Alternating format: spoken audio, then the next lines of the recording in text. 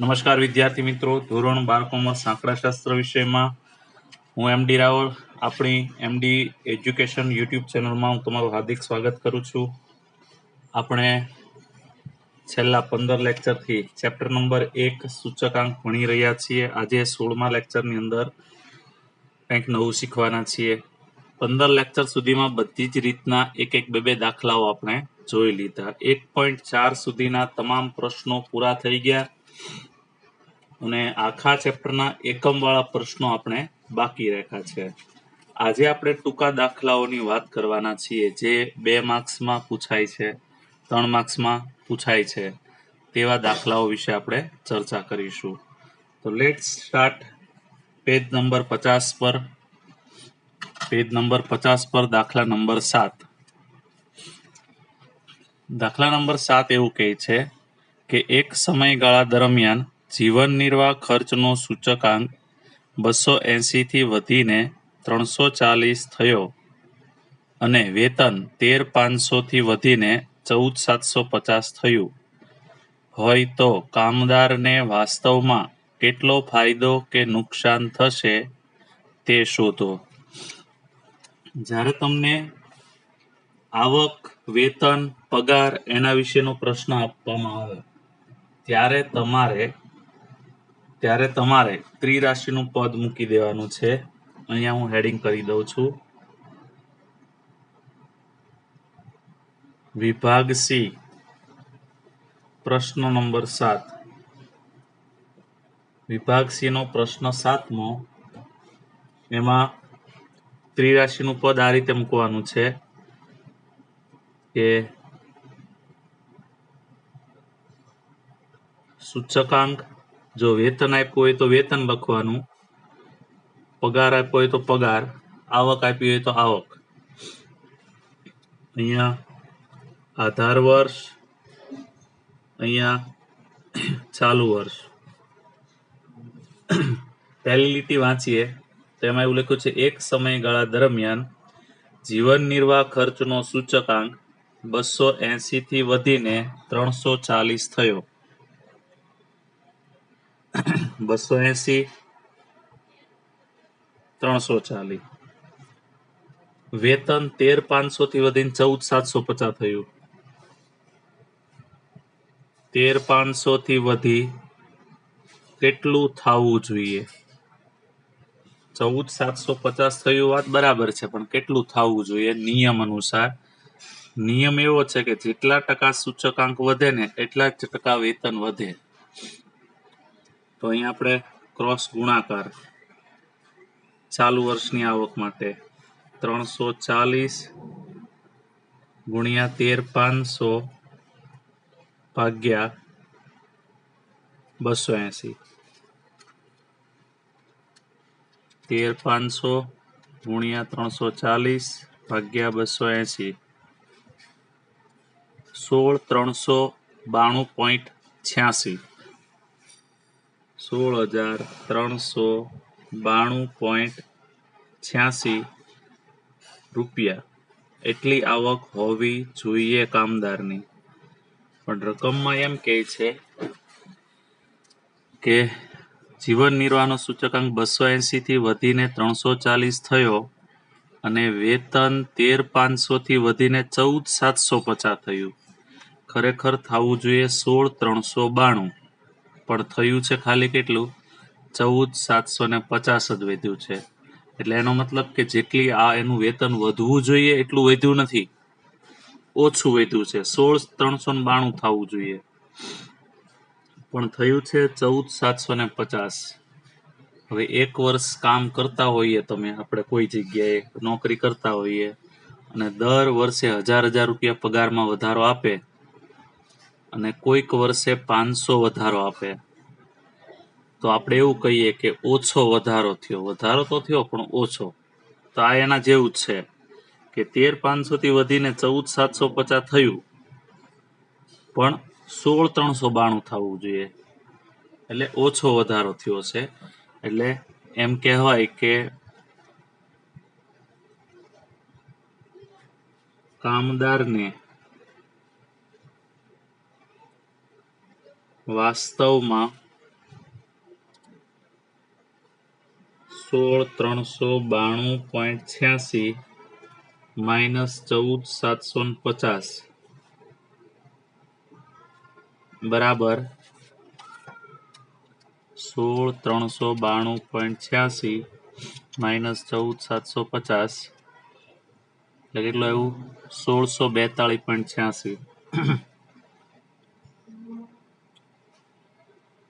આટલા રૂપિયાનું નુકસાન થાય છે. કામદારને નુકસાન થયું 1642.86 રૂપિયાનું. હવે દાખલા નંબર 8. પ્રશ્ન નંબર 8માં વર્ષ 2010 થી 2013 સુધીના જીવન નિર્વાહ ખર્ચના સૂચકાંક અને સરેરાશ માસિક વેતનની નીચે મુજબ આપેલ છે માહિતી. તે પરથી દરેક વર્ષ માટે વાસ્તવિક વેતન શોધો.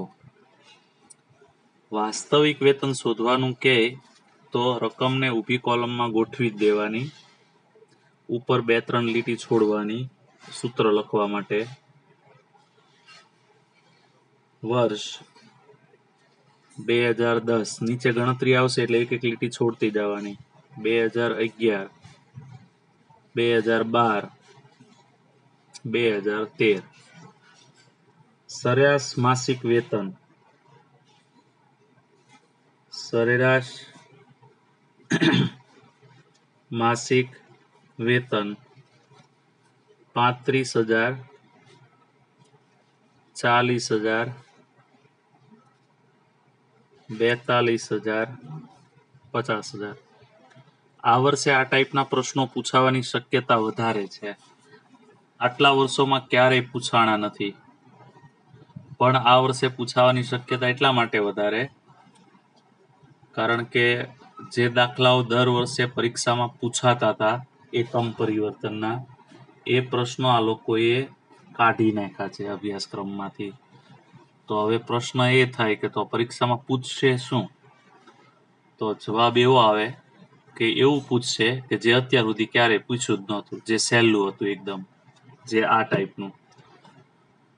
પછી બાજુમાં જીવન નિર્વાહનો સૂચકાંક આપેલો છે. જીવન નિર્વાહ ખર્ચનો સૂચકાંક 120, 150, 130 અને 160. અહીંયા બાજુમાં સૂત્ર મૂકું છું.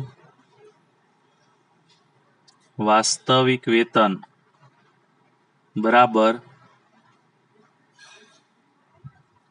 માસિક વેતન એટલે કે આ પહેલી કોલમ છેદમાં બીજી કોલમ ગુણ્યા 100. બીજી કોલમ છે જીવન નિર્વાહ ખર્ચનો સૂચકાંક ગુણ્યા 100. ચાલો માસિક વેતન છે 35,000 ભાગ્યા 120 ગુણ્યા 100 જે આવે તે જવાબ. 40,000 ભાગ્યા 150 ગુણ્યા 100. 42,000 ભાગ્યા 130 ગુણ્યા 100. 50,000 ભાગ્યા 130 ગુણ્યા 100. 35,000 ભાગ્યા 120 ગુણ્યા 100 એટલે 35,000 ભાગ્યા 120 ગુણ્યા 100 29,166.67. 40,000 ભાગ્યા 150 ગુણ્યા 100 26,666.67. 42,000 ભાગ્યા 130 ગુણ્યા 100 32,307.69. 50,000 ભાગ્યા 130 ગુણ્યા 100 38,461.54. આ વાસ્તવિક વેતન. આ ટાઈપના પ્રશ્નો પરીક્ષામાં પૂછાવાની શક્યતા વધારે છે, એટલે આની તૈયારીઓ કરવી. પ્રશ્ન નંબર 9. વર્ષ 2014 અને વર્ષ 2015ના જથ્થાબંધ ભાવના સૂચકાંક અનુક્રમે 177.6 અને 181.2 મળ્યા છે. આ છે ને 2014 નો આંકડો 177.6, 2015 નો આંકડો છે 181.2. એટલે આ છે આધાર વર્ષનો જથ્થાબંધ ભાવનો સૂચકાંક, આ ચાલુ વર્ષનો. આ બંને વર્ષના સૂચકાંકનો ઉપયોગ કરીને ફુગાવાનો દર શોધો.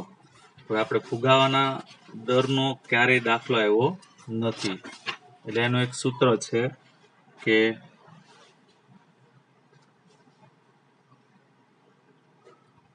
ફુગાવાનો દર બરાબર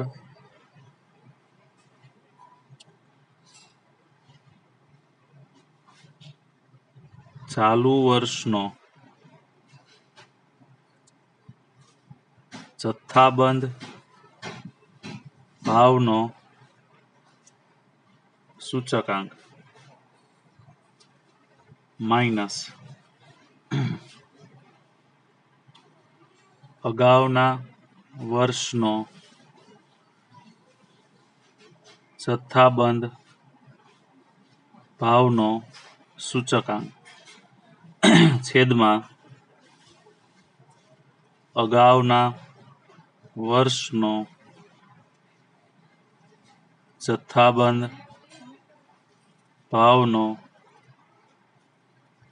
સૂચકાંક ગુણ્યા 100. ચાલુ વર્ષનો જથ્થાબંધ ભાવનો સૂચકાંક 181.2, અગાઉના વર્ષનો 177.6 છેદમાં અગાઉના વર્ષનો 177.6 ગુણ્યા 100 બાદ બાકી 181.2 માઇનસ 177.6 એટલે 3.6 વધ્યા, 3.6 આની બાદ બાકી ભાગ્યા 177.6 એને ગુણ્યા 100 એટલે આનો જવાબ ડાયરેક્ટ 2.03. 2.03% ફુગાવાનો દર છે એટલે ટકાવારીમાં હોય, એટલે ટકાવારી. સૂચકાંક નથી, ફુગાવાનો દર છે એટલે એ ટકાવારીમાં હશે. ચલો નેક્સ્ટ દાખલા નંબર 10. 10મા દાખલાની રકમમાં ત્રણ વસ્તુઓના ભાવ સાપેક્ષ આંકમાં થયેલ ટકાવારી વધારો. ત્રણ વસ્તુના ભાવ સાપેક્ષને ગુણ્યા 100 કરીએ ને તો સૂચકાંક બને. તો આટલા ટકાનો વધારો થયો છે. જો વસ્તુના મહત્વ એટલે W 5/7/8 હોય તો ભાવનો સામાન્ય સૂચકાંક ગણો. દાખલા નંબર 10. ત્રણ વસ્તુ આપી છે એટલે હું વસ્તુનું નામ ધારી લઉં. વસ્તુ છે A, B, C. સૂચકાંકને I કહેવાય, ભારને W. મહત્વ એટલે ભાર. હવે અહીંયા ટકાવારી વધારો આપ્યો એટલે વધારો કહે ને ત્યારે 100 ઉમેરી મૂકવા પડે. 315 પ્લસ 100 એટલે 415, પછી 328 છે પ્લસ 100 428, 390 છે પ્લસ 100 કરીએ એટલે 490, કારણ કે ટકાવારી વધારો કીધું છે એટલા માટે 100 પ્લસ કરી મૂકવાનું. પછી W 5/7/8, 8 ને 7 15 ને 5 20 W નું ટોટલ. I અને W નો ગુણાકાર જોશે સૂચકાંક માટે. 415 ગુણ્યા 5 બસ 2075, 428 ગુણ્યા 7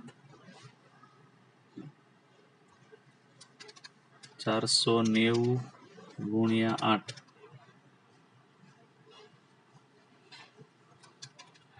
2075 વત્તા 2996 વત્તા 3920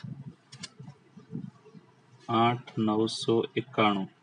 આપણને એમ કીધું છે ભાવનો સામાન્ય સૂચકાંક.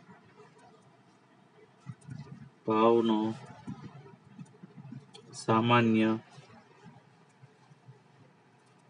સૂચકાંક સિગ્મા IW છે 8991 ભાગ્યા 20 એટલે જવાબ આવશે 449.55. દાખલા નંબર 11. વર્ષ 2014 માટે એક વર્ગના કુટુંબની ખર્ચપાત્ર સરેરાશ આવક 25,000 હોય. જો તે વર્ગનો 2014ના આધારે વર્ષ 2016 માટેનો જીવન નિર્વાહનો સૂચકાંક 120 હોય, તો વર્ષ 2016ના આ વર્ગ માટેના કુટુંબની ખર્ચપાત્ર સરેરાશ આવકનું અનુમાન કરો. તમને આવક, વેતન, પગાર એના ઉપર દાખલો આપ્યો હોય તો હમણાં જ કરાયો છે 7મો દાખલો, એ રીતે ત્રિરાશિનું પદ મૂકીને ગણવાનું છે. દાખલા નંબર 11. ત્રિરાશિનું પદ સૂચકાંક પછી આવક આપી છે એટલે આવક. અહીંયા આધાર વર્ષ અને ચાલુ વર્ષ. હવે જે આંકડા આપ્યા હોય તે મૂકવાના. 4 આંકડા થશે 1 2 3 4.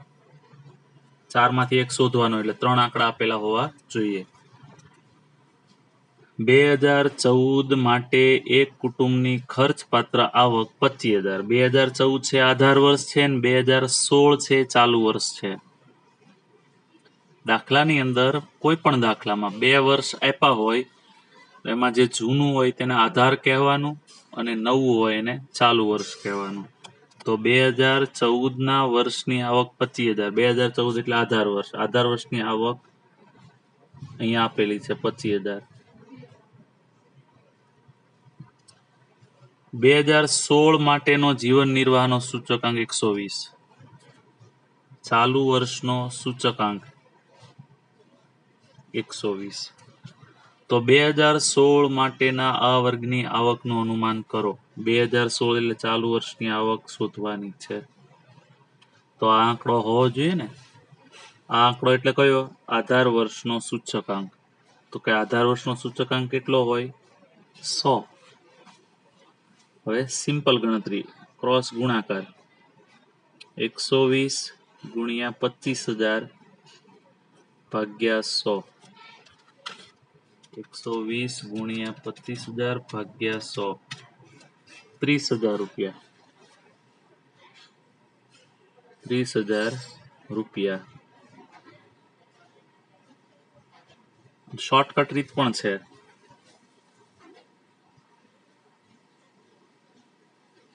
આધાર વર્ષનો સૂચકાંક કેટલો હતો? 100. કેટલા થઈ ગયા? 120. કેટલા વધ્યા? 20% વધ્યા. આધાર વર્ષની આવક કેટલી હતી? 25,000. એમાં 20% પ્લસ કરો. 25,000 ના ગુણ્યા 20%, 5,000. 30,000 ચાલુ વર્ષની આવક. જવાબ. આ રીતે એનો હિસાબ બેસે છે. બરાબર. આગળ 12મો દાખલો. એક કામદારની વર્ષ 2015માં માસિક સરેરાશ આવક 16,000 હતી. 2016માં વધીને 16ની જ વાત છે નહીં 15. આ આધાર વર્ષની આવક છે, આ ચાલુ વર્ષની 20,000 થઈ ગઈ. તો સૂચકાંક શોધવાનો છે. દાખલા નંબર 12. આવકનો સૂચકાંક P1 ના છેદમાં P0 ગુણ્યા 100. ચાલુ વર્ષની આવક છે 20,000. આધાર વર્ષની આવક છે 16,000 ગુણ્યા 100. 20,000 ભાગ્યા 16,000 ગુણ્યા 100 એટલે જવાબ આવશે 120. 25। तो विद्यार्थी मित्रों आज આપણે અહીંયા અટકીએ છીએ. मिलते हैं छोटे से ब्रेक के बाद. Good bye friends, have a nice day.